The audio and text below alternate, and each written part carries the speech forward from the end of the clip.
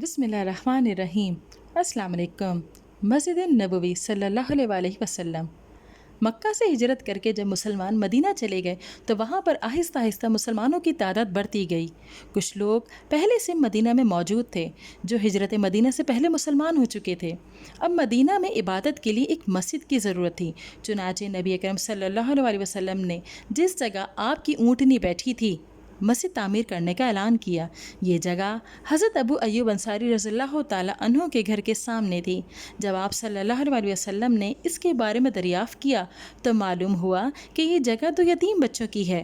ان بچوں کو بلایا گیا اور آپ نے ان سے یہ جگہ خریدنی چاہی، جبکہ وہ بچے قیمت دینے کے لیے تیار نہ تھے۔ نبی اکرم صلی اللہ علیہ وسلم کے حکم پر حضرت ابو بکر صدیق رضی اللہ تعالیٰ عنہ نے قیمت ادا کر کے یہ جگہ خریدی اور مسجد کی تعمیر شروع کر دی۔ مسجد کی تعمیر میں نبی اکرم صلی اللہ علیہ وسلم نے بھی صحابہ کرام رضی اللہ تعالیٰ عنہم کے ساتھ کام کیا۔ آپ بھی پتھر اٹھاتے اور فرماتے جاتے: اے اللہ، کامیابی صرف آخرت کی کامیابی ہے۔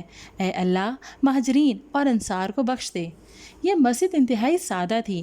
کچی اینٹوں کی دیواریں، کھجور کے پتوں کی چھت، کھجور کے تنے کے ستون تھے اور مٹی کا فرش تھا۔ بارش ہوتی تو کیچڑ کی وجہ سے مشکل ہوتی۔ ایک بار صحابہ کرام نماز کے لیے آئے تو 7 کنکریاں لے آئے اور اپنی نماز کی جگہ پر بچھا لیں۔ نبی اکرم صلی اللہ علیہ وسلم کو یہ پسند آیا تو آپ صلی اللہ علیہ وسلم نے کنکروں کا فرش بنوا دیا۔ مسجد کے ساتھ ہی نبی پاک صلی اللہ علیہ وسلم کے ازواج مطہرات کے حجرے تھے۔ مسجد نبوی کی توسیع کا کام مختلف ادوار میں جاری رہا۔ مسجد نبوی دراصل مدینہ کے مسلمانوں کے لیے عبادت کے ساتھ ساتھ ایک درسگاہ، رفاعی اور معاشرتی ادارہ تھا، جہاں پر مسلمان اکٹھے ہوتے، نماز ادا کرتے اور دیگر عبادات بھی کرتے۔ مسجد نبوی کے ساتھ ایک چبوترا تعمیر کیا گیا جسے صفہ کہا جاتا تھا۔ اس چبوترے پر صحابہ کرام رضی اللہ تعالیٰ عنہم اسلامی تعلیمات حاصل کرتے اور کچھ لوگ وہاں پر ہی قیام کرتے۔ ان صحابہ کو اصحاب صفہ کے نام سے پکارا جاتا تھا۔ نبی پاک صلی اللہ علیہ وسلم مسلمانوں کو جہاد پر روانگی سے پہلے مشورے کے لیے اسی مسجد میں بلاتے۔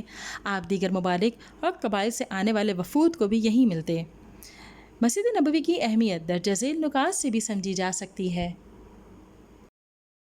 حجاج کرام مسجد نبوی اور روضہ رسول کی زیارت کے لیے مدینہ منورہ آتے ہیں۔ مسجد نبوی میں نماز ادا کرنے کا بہت ثواب ہے۔ نبی اکرم صلی اللہ علیہ وسلم نے فرمایا کہ میری اس مسجد میں نماز مسجد الحرام کے سوا تمام مسجدوں میں نماز سے 1000 درجہ افضل ہے۔ ناظرین، اگر ویڈیو پسند آئی ہے تو اسے لائک کیجئے، شیئر کیجئے، کمنٹ دیجئے اور چینل کو ضرور سبسکرائب کیجئے۔